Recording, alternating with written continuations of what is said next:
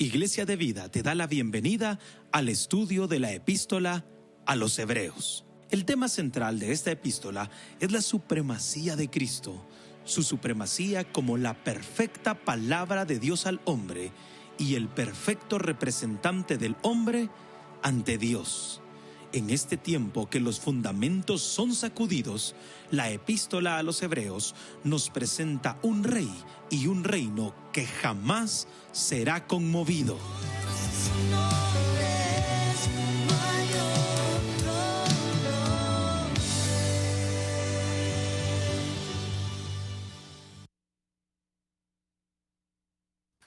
Bienvenidos una vez más al estudio de Hebreos. Que el Señor les bendiga a todos. Amén. Amén. Estamos siempre agradeciéndole al Señor su amor, su cuidado, y vamos a orar un momento. Amén. Gracias, amado Gracias. Padre Celestial. Gracias por darnos la bendición de estar con vida, papito lindo.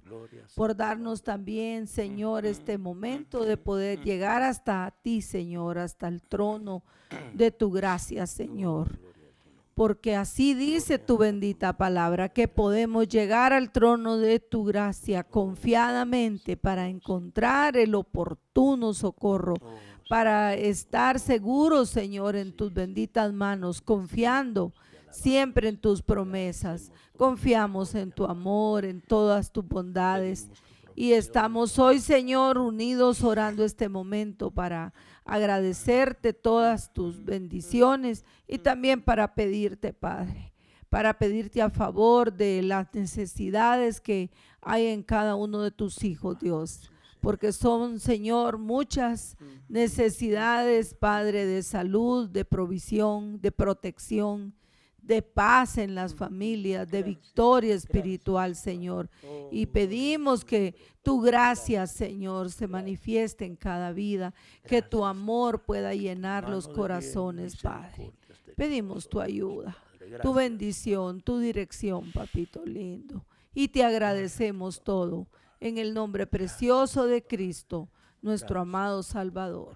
Amén. Dios les bendiga.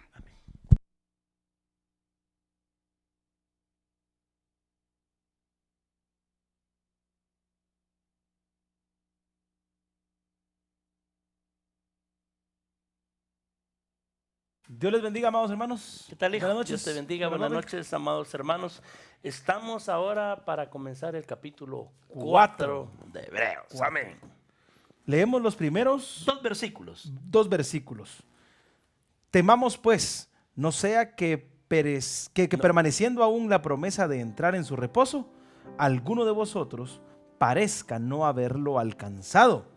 Porque también a nosotros se nos ha anunciado la buena nueva como a ellos, pero no les aprovechó el oír la palabra, por no ir acompañada de fe en los que la oyeron. Muy bien. La primera cosa que tenemos que decir aquí es que sigue el mismo tema del capítulo 3. Está totalmente relacionado, continúa lo que hemos estado hablando. Pero en el capítulo 3 está hablando del reposo que perdió el pueblo del Antiguo Testamento. Y ahora va a empezar a hablar lo que nos puede suceder a nosotros, lo que puede pasar con nosotros, la iglesia. Ajá. Ahora, cuando nosotros leemos los primeros dos versículos, dice que ellos, bueno, primero es una amonestación a nosotros, el versículo 1, ¿ah? Temamos pues no sea que permaneciendo aún la promesa de entrar en su reposo, algunos de vosotros parezca no haberlo alcanzado. O sea, aquello del reposo no era solo para ellos, no, es también para nosotros. Ahora, ¿por qué no se alcanza? El versículo 2 va a darnos la Leamos respuesta juntos sencilla. el verso 2.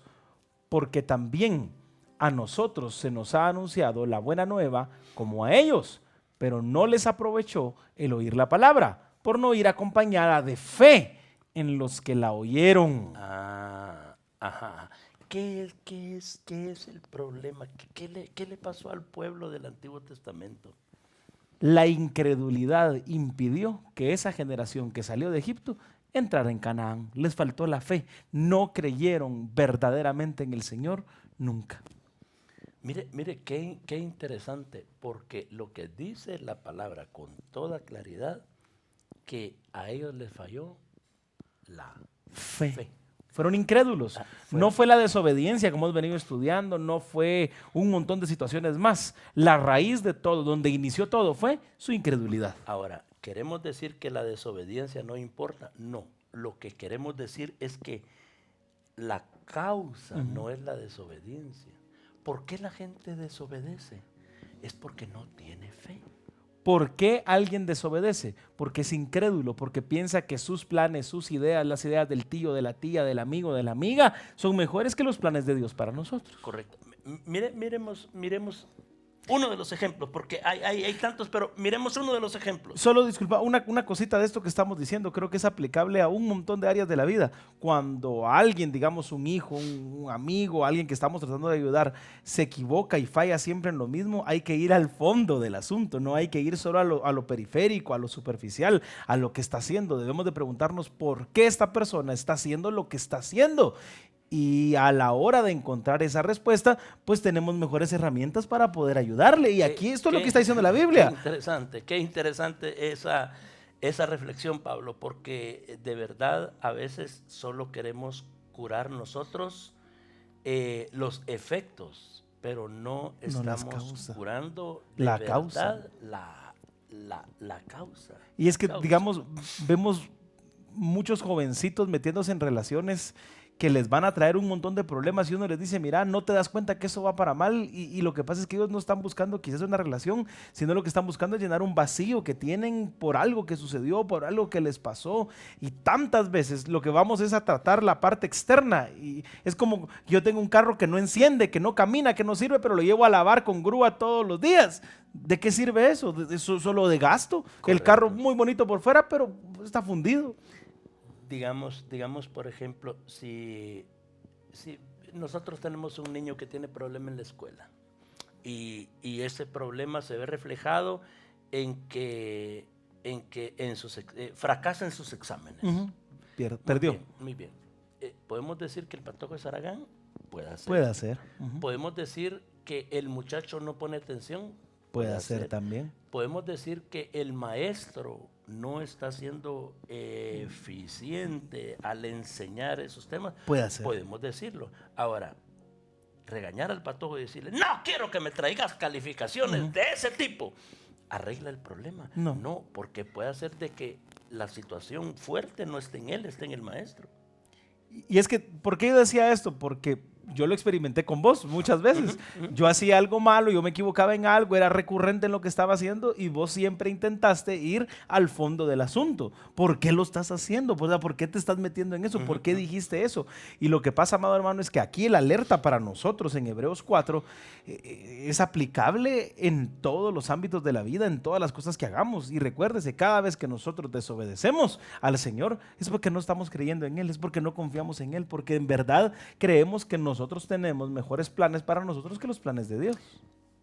Otro ejemplo, ¿cuántos hermanos están trabajando en un lugar donde el jefe los mira como gente haragana? Y su problema no es que sean haraganes, ¿sabe qué es? Que están desmotivados. Totalmente. Bueno, sí hay algunos haraganes, por supuesto. Pero alguna gente no tiene la motivación, no ha recibido lo que esperaba recibir de ese trabajo. Le pagan tarde, 3 meses de que no le pagan a la persona. ¿Con qué deseos va a ir ese empleado a ponerse la camisola y a sudarla, como le dicen a la gente, ¿va? Si tienen 3 meses de no pagarle o le ofrecieron quizás darle un bono y nunca llegó, te vamos a subir de puesto y nunca lo subieron. Ahí es que este bien Aragán no se queda a trabajar horas extras, no se las están pagando. Exacto. Entonces, hermano, causa y efecto son dos situaciones bien fuertes.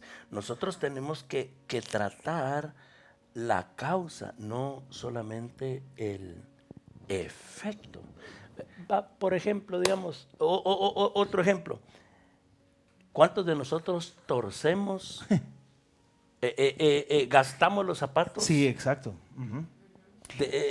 De una mala forma. Y digamos, yo tuve una experiencia bien interesante con un hermano que me ayudó en eso, porque me golpeé el pie y no podía caminar bien del dolor y me empezó a tratar. Y recuerdo bien el primer día que vino aquí a la casa y me dice, le voy a decir una cosa, hermano, pero con todo respeto, usted lo está haciendo porque usted está gordo, me dijo. y como usted está gordo, el peso está descompensado, me dijo, y usted gasta mucho el zapato de una parte porque usted no aprendió a caminar. Y yo así, pero si yo puedo caminar, sí, pero no camina bien, me dijo, por el peso.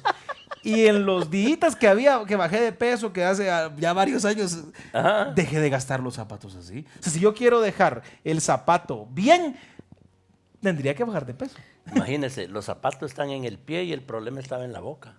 Exacto, en la panza. Sí, y fíjate que se los di, le regalé un par de tenis a un amigo y me dice, vos torces el pie igual que yo, porque estás gordo igual que yo, le digo. Entonces lo estamos torciendo igual. Entonces, hermano, cuando yo solo quiero reparar las cosas externamente, cuando yo me equivoco, te ofendí, perdóname. Pero no podemos platicar, porque si volvemos a platicar de lo que pasó, volvemos a discutir 14 horas, vamos a volver a equivocarnos. Ahí está usted cambiando las vigas de la casa, porque hay polilla, y la polilla se comió ciertas vigas. Y usted deja 2, 3, porque no están tan podridas como la primera. ¿Qué va a pasar? Sí, se van a terminar de podrir igual que la otra. Correcto, correcto. Entonces, amado hermano, mire lo que dice la palabra del Señor en el versículo 2.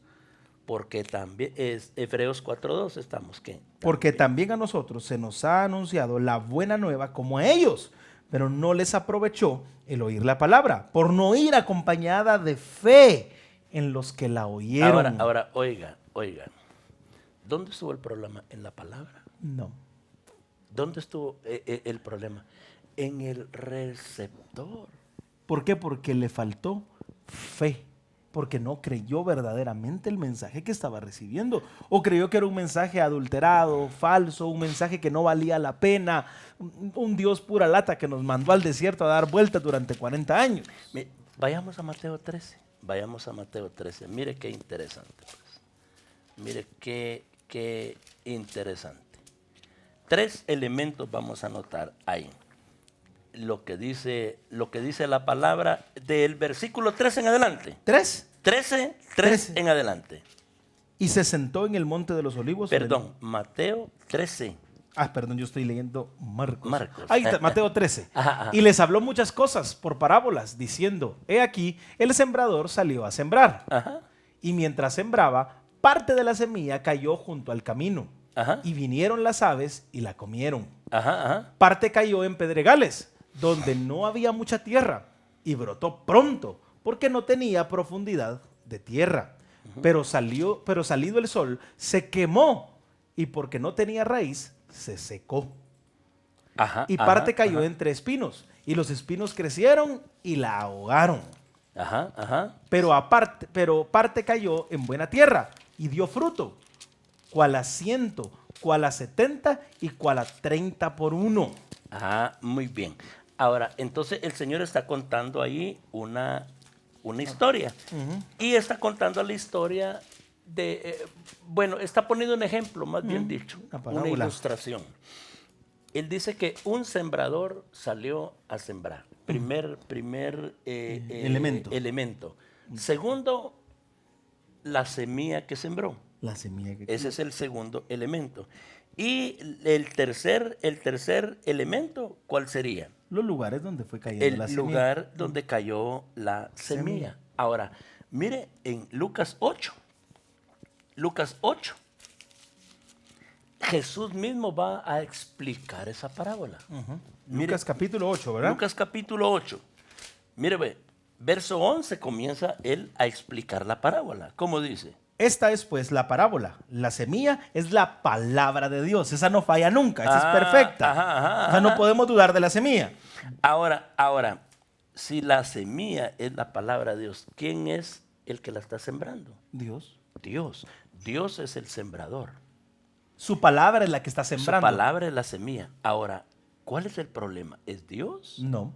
Es la semilla que aquí sembraron diferentes semillas, aquí no cuidaron la semilla, aquí la dieron de una manera diferente. No, el problema está en la recepción. Exactamente.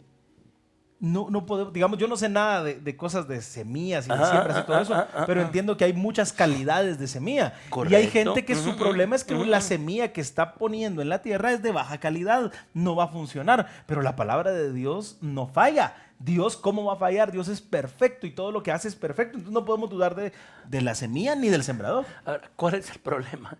El problema es que Fue incrédulo. Israel dijo, ese sembrador no le tengo confianza.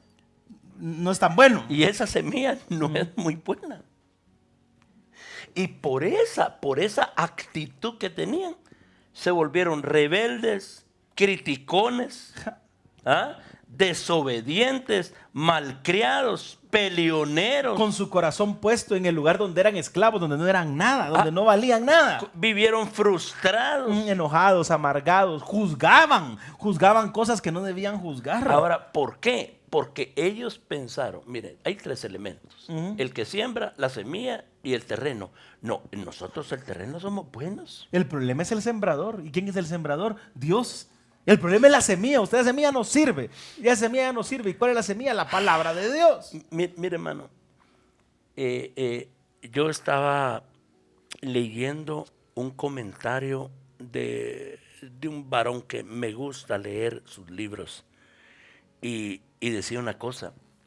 Decía, es que es claro que tu relación con la palabra define tu fe.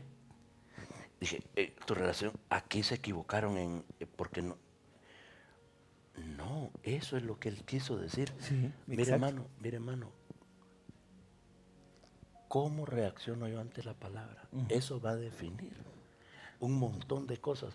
Y hermano, ¿y por qué lo dice usted? Mire, pues, la fe es por el oír. Por el oír. Y el oír por la palabra de Dios. Y fíjate No la palabra del hombre, la palabra de Dios.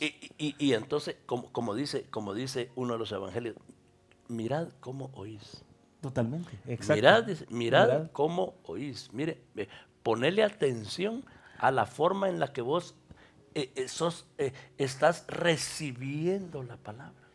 Hay una cosa que se malinterpretó en la iglesia y es aferrarnos nosotros de la palabra del Señor, porque mucha gente lamentablemente cuando dice eso lo que está hablando es que Dios te va a prosperar, que Dios te va a dar dinero, y es cierto, Dios prospera, Dios Amén, bendice, Dios amén, ayuda, amén. pero nos enfocamos solo en eso. Pero hermano, es una realidad que yo como creyente debo estar aferrado a esta palabra y creerla al 100% sabiendo que es palabra infalible Porque de Dios. es la palabra bendita Totalmente. de Dios. Y es lo que esa palabra es la promesa, esa palabra es el propósito, Exacto. Esa palabra es la guía. Y Dios me dice, yo digo esto. Y entonces vengo yo y digo, ¿y yo qué pienso otra cosa? Yo que creo que hay algo mejor. Ahora, eso no es solo desobediencia, no. La desobediencia va a ser consecuencia de ¿qué? De no creerle Así es. a Dios. Hermanos, mañana vamos a estudiar un ejemplo de lo que le pasó al pueblo del Señor por no creerle a Dios, la palabra. Y es que hay una cosa que mañana la vamos a ver, no solo fue una vez. No fue un evento, o sea, fueron un montón de momentos donde ellos demostraron estar disgustados porque no creían en Dios, porque no creían que las cosas eran como debían ser. Fíjate, Pablo, que una de las cosas que hemos aprendido a lo largo del ministerio es, por ejemplo, viene y dice, de las primeras cosas que queremos definir cuando estamos tratando un problema de adulterio en una familia es ¿por qué ocurrió? Exacto. No lo que ocurrió. No, lo que ocurrió es importante, por supuesto. Pero ¿por qué? Pero si no se entiende. Sí. Y mira tan linda que es la palabra, porque cuando nosotros estudiamos lo que le pasó al rey David, el Señor no comienza en su palabra contando lo que le pasa a David sin antes bosquejar por qué le pasa. Exactamente. ¿Cuál fue la razón? Y fíjate que hicimos un estudio de la tentación, ¿te acordás? Sí, un sí, estudio sí. de la tentación. Y una de las cosas bien importantes, si los patojos quieren aprender a vencer la tentación, es preguntar, ¿dónde estaba yo cuando fui tentado y cedí a la tentación. ¿Con quién estaba? ¿Con quién estaba yo? ¿Qué estaba haciendo? ¿Qué estaba haciendo? Es que es vital. Es una cosa que no podemos ignorar y que debemos de aprender a vivir y a pensar de esa forma. Amén. Mañana seguimos con este tema. El Señor les bendiga, amados hermanos.